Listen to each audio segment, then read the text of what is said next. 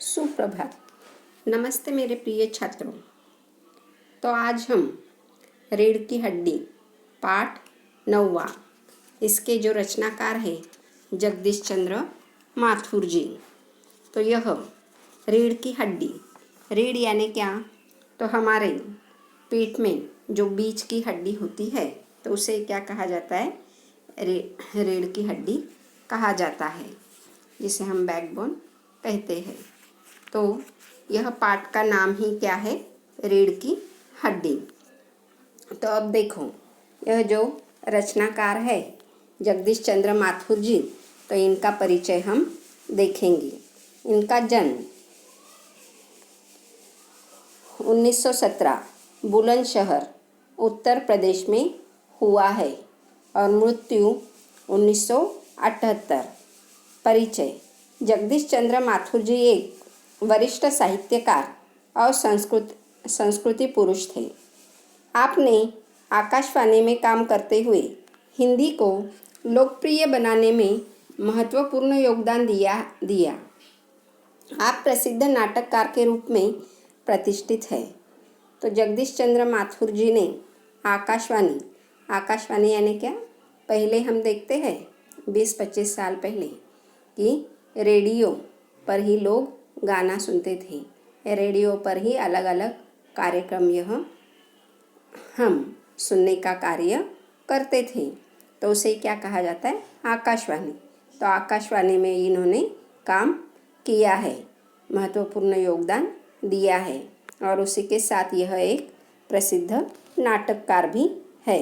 इनकी प्रमुख कृतियाँ यानी जो लेखन कार्य इन्होंने किया है उन्हें हम क्या कहते हैं? कृतियाँ। कोणार्क, पहला राजा, भौर का तारा, शारदिया आदि इनकी प्रमुख कृतियाँ प्रसिद्ध है। गद्य संबंधी, तो यह जो पाठ है तो इस पाठ के संबंधी लेखक हमें क्या कहना चाहते हैं यह देखते हैं। और यह जो एकांकी ली गई है तो भौर का तारा, इसमें से यह रीढ़ की हड्डी एकांकी ली गई है। तो प्रस्तुत एकांकी में जगदीश चंद्र माथुर जी ने स्त्री शिक्षा के महत्व को दिखाया है। समाज के दकियानुसी विचारों पर प्रहार करते हुए लेखक ने नारी सम्मान को महत्व प्रदान किया है। तो हम देखते हैं कि यह एक एकांकी पाठ है। एकांकी यानी क्या? जो नाटक प्रत्यक्ष रूप से खेला जाता है। हम देखते हैं जो नाटक होते हैं यह प्रत्यक्ष रूप से दर्शकों के सामने यह पात्र अभिनय करते हैं। तो यह एक एकांकी नाटक है।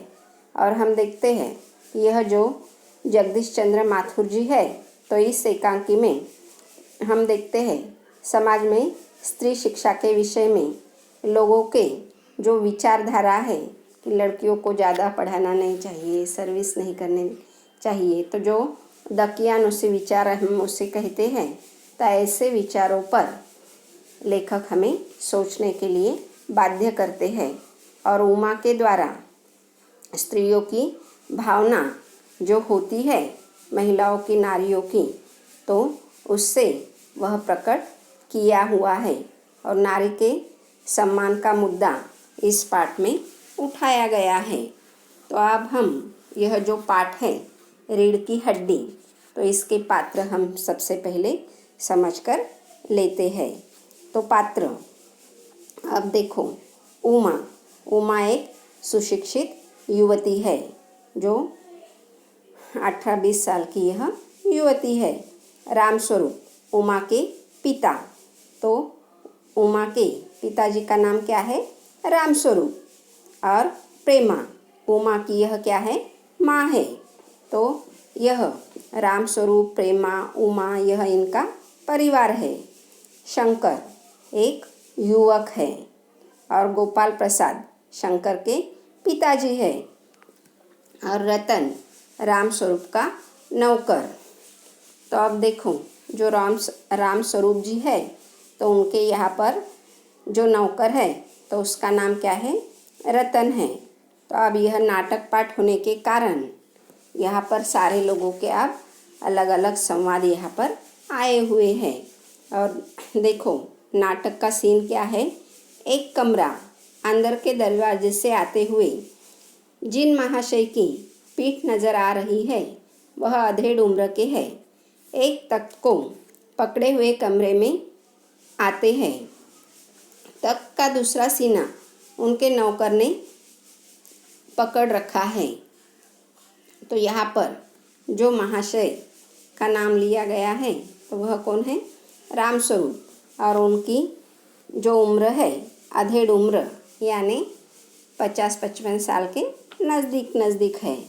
तो यह अधेड़ उम्र के जो रामस्वरूप जी है, उमा के पिताजी, एक तख्त को पकड़ते हुए दूसरे साइड से, तख्त यानी क्या, जो लकड़ी से बना हुआ चौकोन होता है तो उसे ही तख्त कहते हैं। तो यह एक साइड से रामस्वरूप जी ने यह तख्त पकड़ाया और दूसरी साइड से जो रामस्वरूप जी के यहाँ नौकर का काम करता है रतन, तो रतन ने यह एक साइड से पकड़ा हुआ है। अब पाठ देखो, पात्र समझ में आए। रामस्वरूप जी प्रेमा, यह पति पत्नी है, इनकी लड़की उमा है। और गोपाल प्रसाद जी है जिनका बेटा शंकर है। और राम स्वरूप जी के यहाँ पर नौकर का काम रतन नाम का पात्र करता है। तो अब देखो पाठ। रामस्वरूप, अबे धीरे धीरे चल, पूर्ण विराम, उसके बाद बिंदु बिंदु बिंदु यहाँ पर दिखाई दे रहे हैं। तो इन बिंदुओं का मतलब क्या होता है? और भी उन्होंने नौकर के साथ बातचीत की हुई है, मगर यहाँ पर पूरी बातचीत दी है क्या? नहीं। तो जब ऐसी बातचीत चलती है, मगर जब बिंदु बिंदु देते हैं तो उनकी बात और हुई है, मगर हमें उन्हें इतना ही बताना है। तो ऐसे समय में यह बिंदु बिंदुओं का उपयोग किया जाता है। अब देखो रामस्वरूप जी अपने नौकर से क्या कह रहे हैं? अबे धीरे धीरे चल, अब तख्त को उधर मोड़ दे। उधर तख्त के रखे जाने की आवाज़ आती है। अब जो रामस्वरूप अपने नौकर के साथ बात कर रहे हैं, रतन बिछा दे साहब। अब रतन, जो रामस्वरूप जी और रतन यह दोनों तख्त उठाकर लाते हैं और लाने के बाद वह नीचे रखना है क्या, यह रतन अपने साहब से पूछते हैं।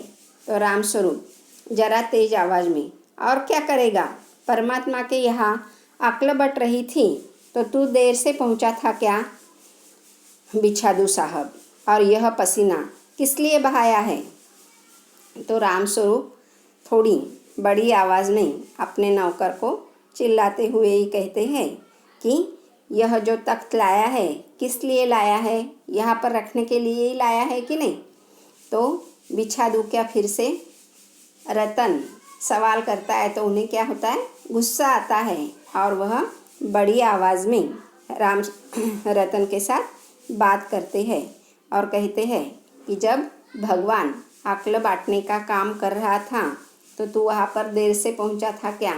क्योंकि हम देखते हैं कि कुछ भी काम जो होते हैं हम दिमाग से करते हैं। यदि किसी का दिमाग कभी चलता नहीं है तो हंसते हुए हम जो मुहावरे कहावतें हैं पुराने ज़माने की, तो वह हम उसका प्रयोग करते हैं।